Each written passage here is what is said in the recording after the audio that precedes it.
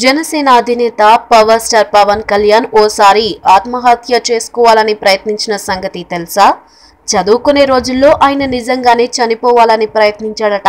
అయితే అన్నయ్య చిరంజీవి వదనలు ఆపి హితబోధ చేయడంతో అక్కడి నుంచి మనసు దృఢపరుచుకున్నాడట.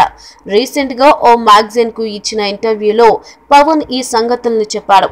విద్యార్థి దశలో ఏమీ సాధించడం లేదనే ఫీలింగ్ తో ఓసారి ఆత్మహత్యకు ప్రయత్నించానని పవన్ కళ్యాణ్ తెలిపారు. చిన్నతనంలో అనారోగ్యం కారణంగా చదువు సరిగ్గా అబ్బలేదట. దాంతో ఎప్పుడు పరీక్షల్లో ఫెయిల్ అయ్యేవాడట పవన్. దాంతో సూసైడ్ చేసుకోవాలని కూడా ప్రయత్నించాడట. ఇంటర్ పరీక్షలు రాసే సమయంలో కాపీ కొట్టే అవకాశం వచ్చినా ఆ పని చేయలేదు. కాపీ కొట్టడానికి అంతరాత్మ అంగీకరించకపోవడంతో ఆ ప్రయత్నాన్ని విరమించుకున్నాను.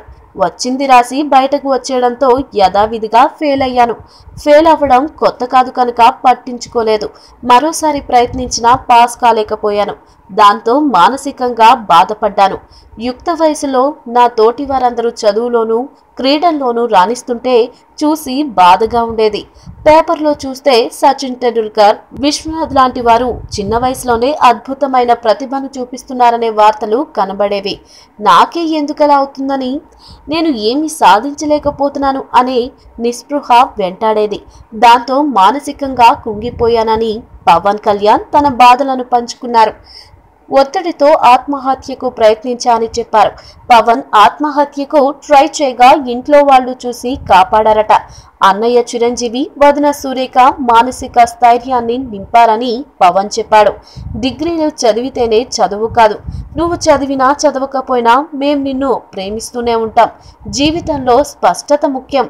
ముందు నీకేం కావాలో నిర్ణయించుకో అని సలహా ఇచ్చారని పవన్ కళ్యాణ్ వెల్లడించారు.